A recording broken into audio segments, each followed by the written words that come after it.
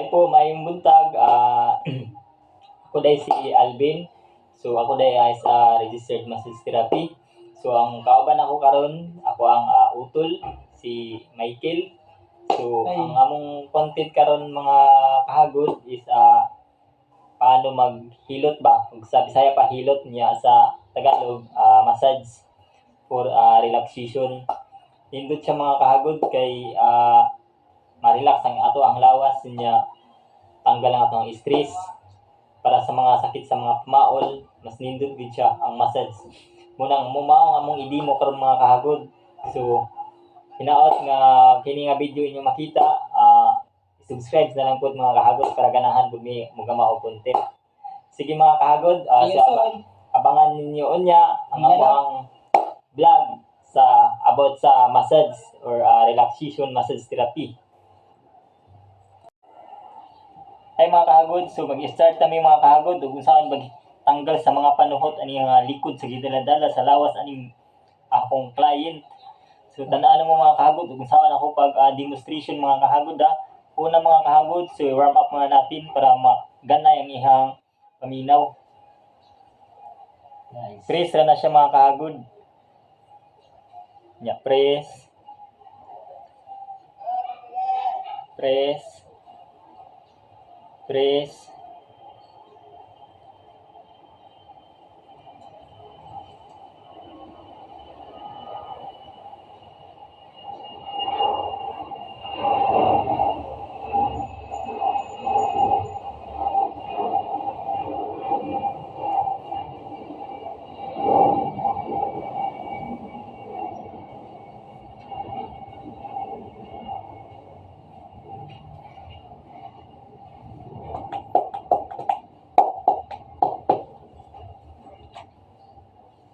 So magsugod ita mga kahagod. Bunsaon na to pagtanggal ang mga panhot niya sa iyang likod. So ato lang sugdan ug bunsaon na to pag hilot.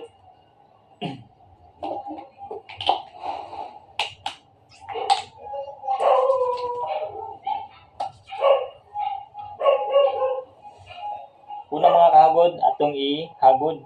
Ug sa Bisaya pa, atong dapat atohang kamot para ma-relaxation ang iyang iyang likod nga matanggal kay ng mga damig-damig sa lawas.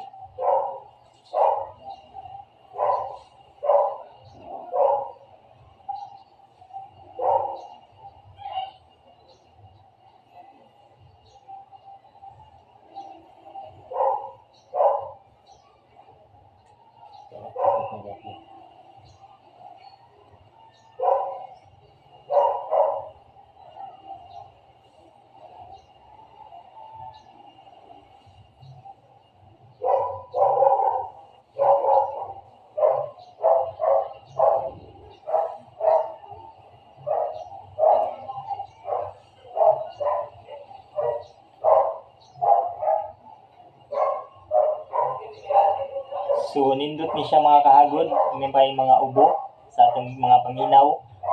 Matanggal gud siya mga kahagod kay labi na kag naipikasin nga imong gamiton nga pangkuan sa likod. Tanggal gud siya mga kahagod.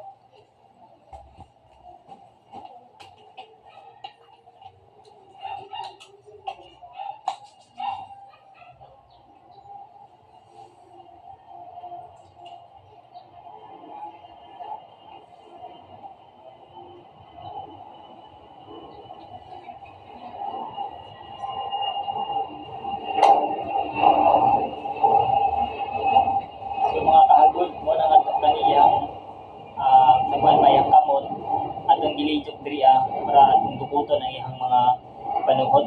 Kaya kadalasan mga panuhot diri na siya nagtago mga kahagod. Yung mga kapoy sa mga tao diri sa mga shoulder nato.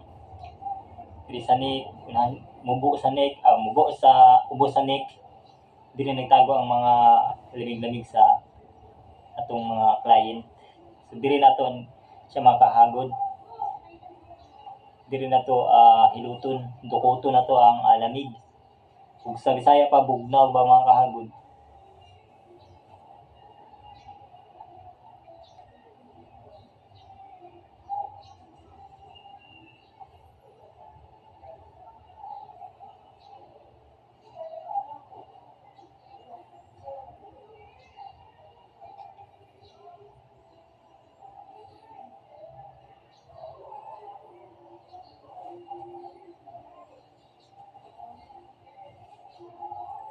So another left side na naman mga kahagod.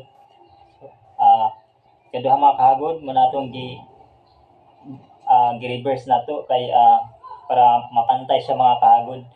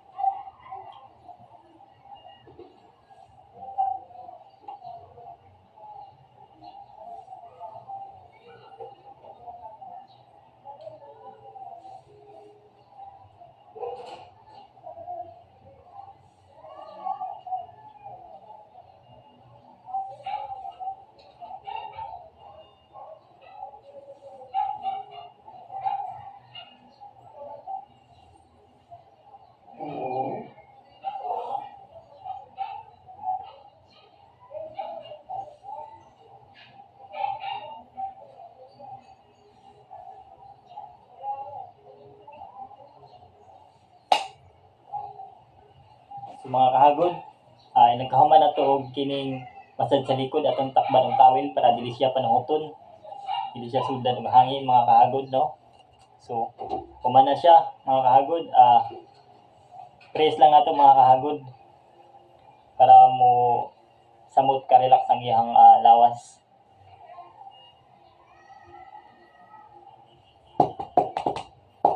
So mga kahagod, bagay niyang hilot sa giubo, gihilantan, muna mga pinakanindot mga kahagod, natay asma, bagay sad mga kahagod para makaginhawa ang ato ang baga. Hiluto nato diri ang mga kahagod para dili siya magkuan mga kahagod. always siya magkuha na ato ang baga maluwag ba sa Bisaya ba.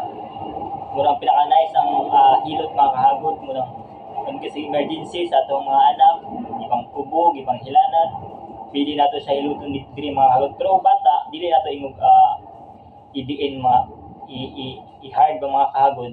Kanang alalay lang paghilot kay ang sa bata humok pa siya og mga kuan. Dali lang sila sakitan mo nang alalay lang atong paghilot nila. So sa mga dagkong taon man pud mga kahagod, pwede sila mag-request og idiin ng paghilot or moderate or tama lang relaxation lang para dili mabunog mga kahagod. So mga kahagod, please subscribe my YouTube channel. So kinaot daghan pa tayong mahimo nga content. Next content na mo mga kahagod is diri tubod sa leagues sa TL.